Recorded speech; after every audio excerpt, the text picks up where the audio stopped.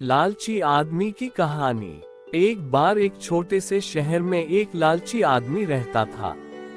वह बहुत ही धनी था, लेकिन इसके बावजूद भी उसकी लालच का कोई अंत नहीं था। उसे सोना और कीमती वस्तुएं काफी प्रिय थी, लेकिन एक बात जरूर थी कि वह अपनी बेटी को किसी भी चीज से ज्यादा प्यार करता था। एक दिन उसे एक परी दिखाई दी। जब वो उसके पास आया तो उसने देखा कि पेड़ की कुछ शाखाओं में परी के बाल फंस गए थे। उसने उसकी मदद की और परी उन शाखाओं से आजाद हो गई। लेकिन जैसे जैसे उसका लालच हावी हुआ, उसने महसूस किया कि उसके इस मदद के बदले में एक इच्छा मानकर उसकी मदद करके वो आसानी से अमीर बन सकता है।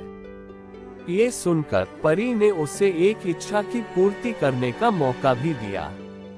ऐसे में उस लालची आदमी ने कहा कि जो कुछ मैं छूऊं वह सब सोना हो जाए। बदले में ये इच्छा को भी उस परी ने पूरी कर दी थी। जब उसकी इच्छा पूर्ण हो गई, तब वो लालची आदमी अपनी पत्नी और बेटी को अपनी इच्छा के बारे में बताने के लिए घर भागा। उसने हर समय पत्थरों और कंकड़ को छूते हुए और उन्हें सोने में परिवर्तित होते देखा, जिसे देखकर वो बहुत ही खुश भी हुआ। घर पहुंचते ही उसकी बेटी उसका अभिवादन करने के लिए दौड़ी। जैसे ही वह उसे अपनी बाहों में लेने के लिए नीचे झुका, वह एक सोने की मूर्ति में बदल गई। ये पूरी घटना अपने सामने देखते ही उसे अपनी गलती का एहसास हुआ।